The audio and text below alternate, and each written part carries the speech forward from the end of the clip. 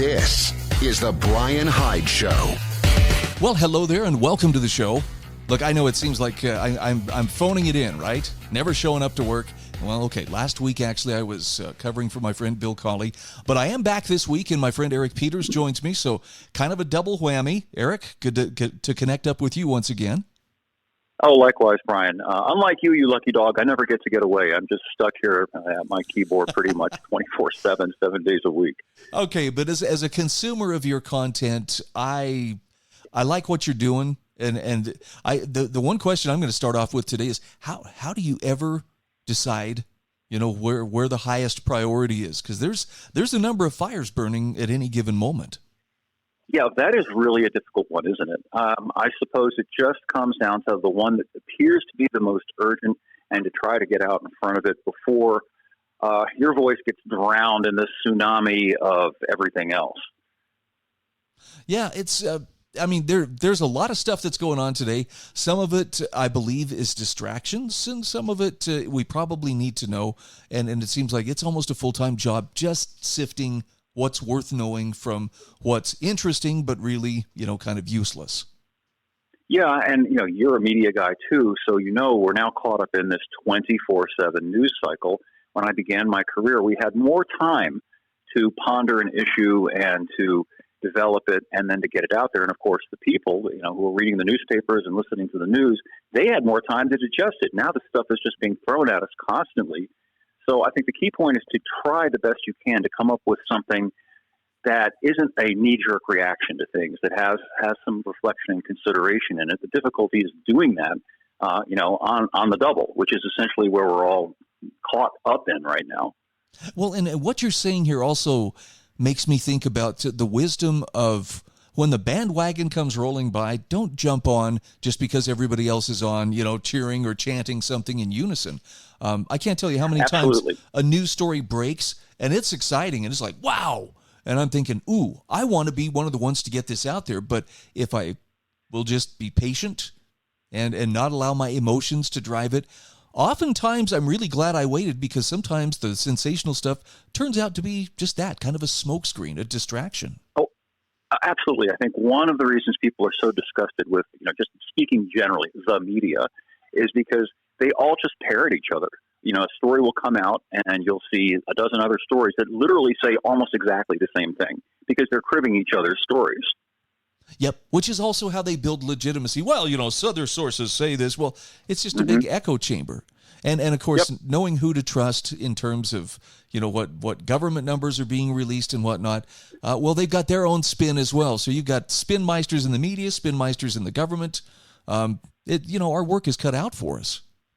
It is. Now, one thing I'll say for myself, and I don't want to come across here as tooting my horn, though I guess I kind of am, is that experience provides context. If you've done this for a long enough time, and I've done it for more than 30 years now, you have this bank of experience and knowledge to draw on. I'm not saying I'm by any means omniscient, much less some kind of a super genius, but I know stuff. So, for example, when a story comes out having to do with something going on in the car business, I've got that backlog of information in my head rattling around that allows me to digest it in a way that, generally speaking, comes out accurate. And I think that's helpful. You can take a kid who's literally just out of high school or college and doesn't have that background of experience and knowledge, and they don't have that to draw on. They're just sort of shooting from the hip and basing what they're writing and saying on things that they have seen just now, and that's why sometimes their coverage comes across as so superficial. And I don't want to sound like I'm tooting your horn here too, or just trying to play to your ego, but one of the things that has made you a very compelling writer to me for, a long time, I don't remember when I first started reading you, Eric, but a long time, is you have the ability to ask questions. And this, I don't know how many people sometimes miss out on this. It's not the amount of knowledge you're carrying around in your head, the facts you can rattle off like you're on Jeopardy. Real wisdom and the ability to really assimilate and find and seek out truth comes from being able to ask the right kind of questions that will give you a more complete picture, which is something our media absolutely does not want to do. Right, and that's because the media isn't taught that any longer. When I was coming up back in the day, we were taught that, to ask questions. That was kind of your job as a reporter. Long before I became a columnist, I was a reporter, and the job was to ask questions. not just to stand there as a stenographer and listen to what you were told by some authority and then to regurgitate it as quickly as you can in 750 words. Yep. And it's exciting. I mean, on the one hand, you may feel a little bit on your own when you're starting out, but as you pointed out, it comes with experience. And this is one of the many areas of our lives where smart people are building calluses long before they're needed, right? Your mental calluses, the work of sussing out information and sorting fact from fiction. It's hard. It's time consuming, but you can get pretty good at it with just a little bit of practice. That's it. And it applies generally. That old saw about the journey of 10,000 steps, I think it is. It's true. In just about any field, you don't become good at something overnight or even in 6 months. Not usually. Even if you have raw talent, you have to hone that talent and you have to build it and work on it. And only after you do that do you kind of have the depth and the gravitas that comes with that. That's just the nature of the game. And like it or not, we were all given a prime opportunity to sharpen those skills starting, a little over 5 years ago with all of the COVID lies. Michael Herman, who is a writer that I follow, made a very interesting observation about how normal, thoughtful individuals were the ones who were unraveling the COVID lies in real time. It didn't take months of believing and following some false mainstream narrative. Many people became skeptics from day one. Fauci was never a hero to us. He was always a potential villain. Absolutely. Yeah, because we used our eyes and our thinking brains. We contrasted what we were being told by the TV and by the internet with what we could actually see with our own eyes. One of the things that I did in the early weeks and months of the whole thing was to cruise by local hospitals to see what was going on for myself.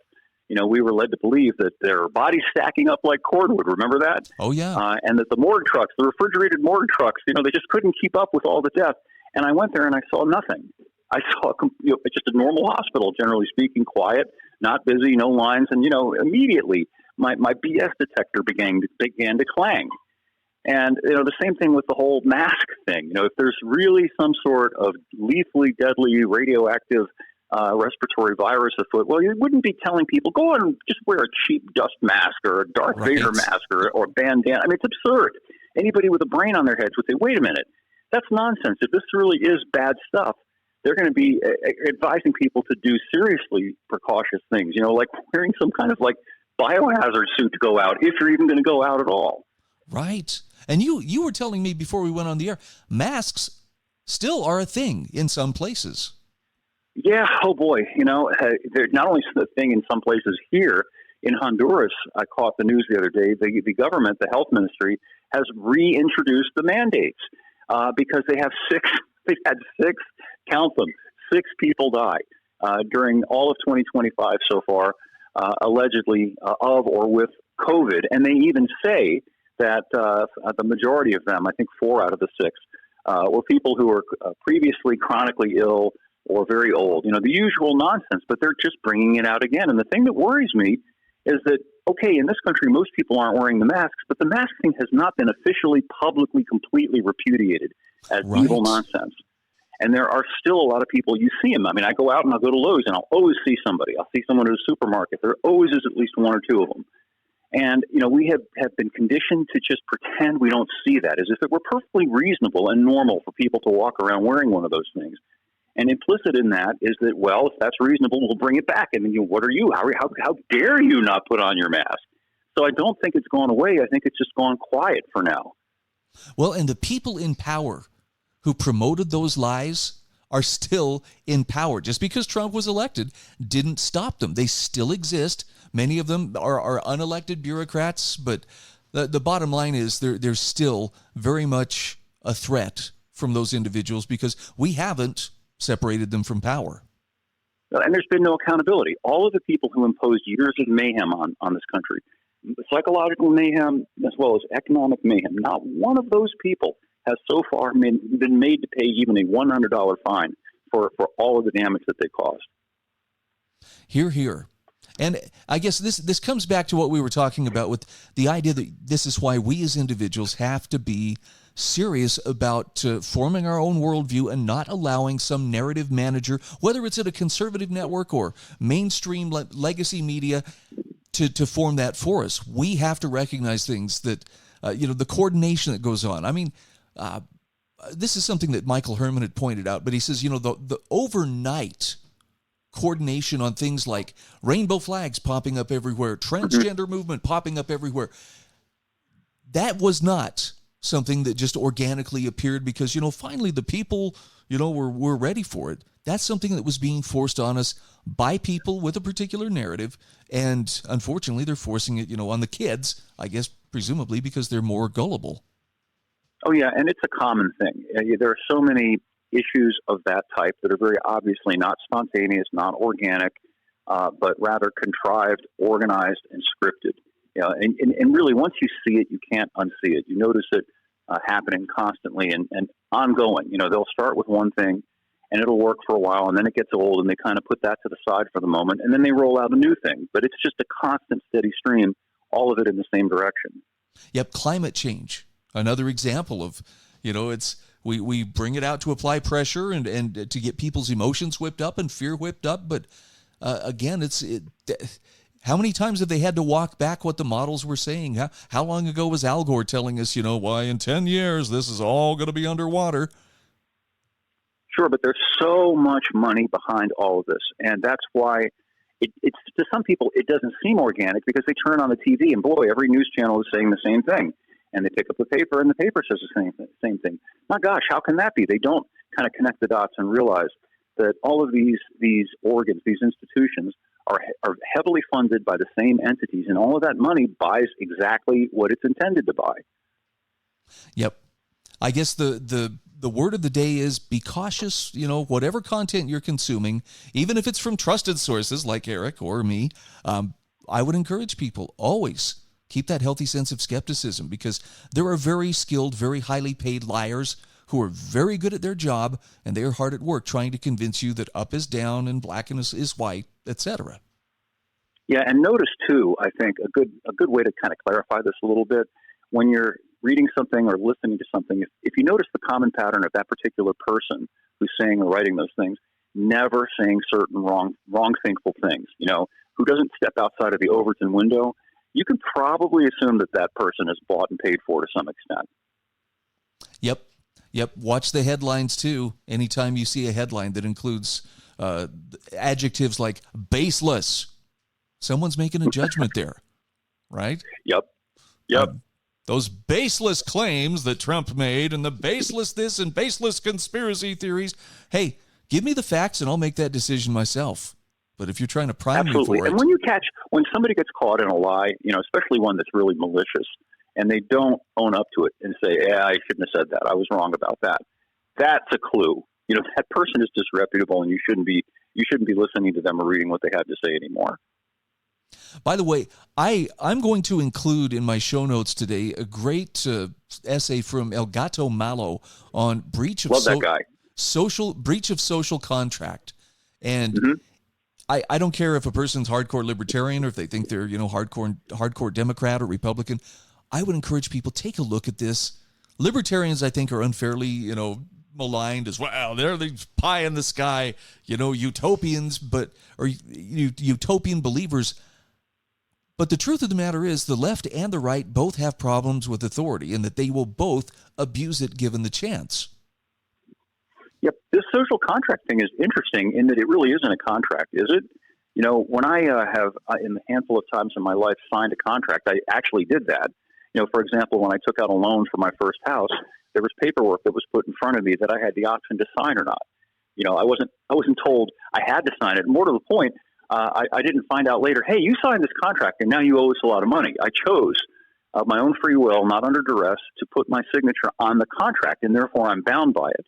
So I think it's fallacious to even speak of a social contract. We're born, we're raised as children, and all of a sudden somehow we're bound by this contract. What does that mean? It's absurd. Yeah, and you have to wonder how far can it be taken. I mean, you mentioned the kids. I look at the incredible amount of debt that's been taken on by previous generations, and I have to ask, is it moral to saddle kids with some debt that they are duty bound to pay when they had absolutely no say whatsoever in taking on that debt? I think you just hit the bullseye. When people talk about the social contract, what they're trying to say is that you are obliged to be held accountable or responsible for things you didn't do, but other people did or may have. Car insurance is a really, really good case in point of that. I love to ride this hobby horse because I think it's highly illustrative. You know, the idea that you have to buy insurance because you might cause damage to somebody or because somebody else did. And if you do, then society somehow is going to have to pay rather than you. How about a good social contract? This is my idea of a social contract. When you do something that causes damage, then you're held responsible for it. Otherwise, you have a right to be left in peace, and other people have an obligation. That's the social contract, to leave you in peace so long as you are peaceful and do not cause damage to other people. Hear, hear. So I think we've done a pretty good job of identifying the problem here. Let's throw a couple solutions the way of our listeners here. In terms of, okay, but I'm just one person. What can I do? I'm not, big and mighty. But as an individual, there's still quite a lot within our power, to affect here. Where do you recommend we start? Oh, there's two things that are quite easy. First of all, there's psychological, emotional disengagement. Stop being bound by what you are worried other people might think and feeling that you have some obligation to abide by this so-called social contract. You don't. You do have an obligation to be civilized and to treat other people with decency, respect, and kindness. That's reasonable.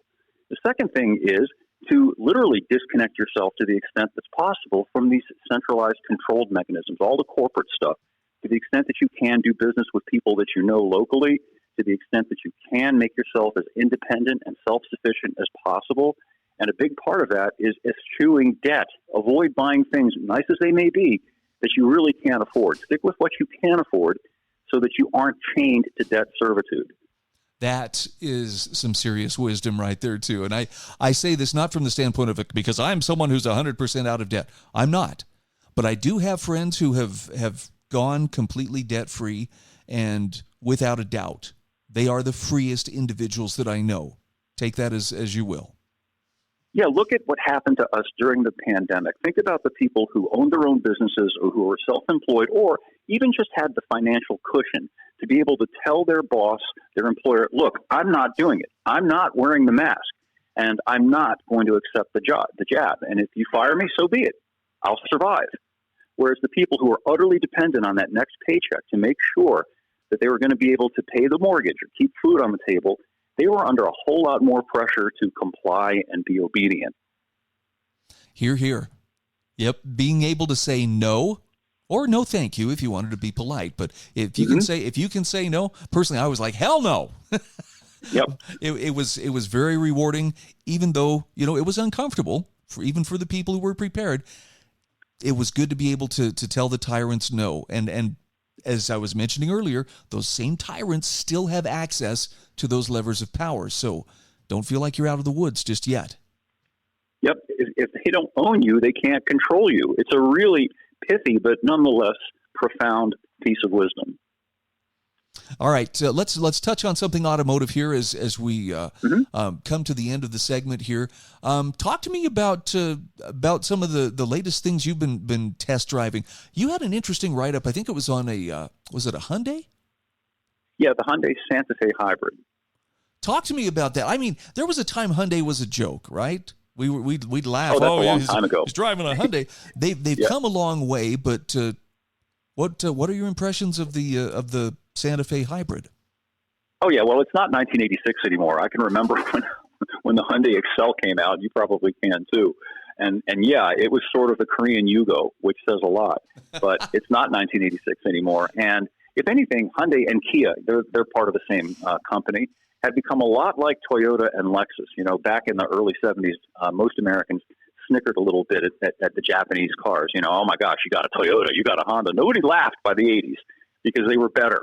They were better built. They were more durable. They were more thoughtfully designed in a lot of ways. And Hyundai and Kia have emulated that example excellently. And they offer some of the best values, in my opinion, on the market, meaning that you can get more for your money than at some of the more prestige brands. One of the things that I think is noteworthy about the Santa Fe Hybrid isn't so much that it gets better gas mileage, but the function of that is you get tremendous range, like 600 miles of driving range on a tank of gas. And, that's kind of a counterpoint to all this EV insanity, where you have to stop every 100 miles or so, because you don't want to run out of charge and sit there and wait for, a half hour or 45 minutes, assuming you can even get the thing to work before you can get back on the road again. Wow. All right. Well, I'm still not persuaded about the electric vehicles, but I am happy to see, I'm happy to see the underdog finally coming up with some winners, it appears. Yeah, me too. I'm trying to channel Jeremy Clarkson from Top Gear. I haven't got his means and I don't have the backing that he's got, but I thought it would be hilarious if I could figure out a way to somehow get my audience to help me get the money to buy one of those VW ID Buzz electric microbuses and then bring it to some public place like a shopping mall and put a kick me sign on it and just let people have at it. Well, I'd like to be your insurance guy. Or at least it would just be for the sake of releasing the fury and the anger. I think it would be very cathartic. It would be far more productive too than going to a football game and cheering some multimillionaires throwing a ball on the field. Hear, hear. Eric Peters, thanks for being my guest today. Great as always to catch up with you. Awesome. Thank you, Brian. I appreciate it. This is the Bryan Hyde Show.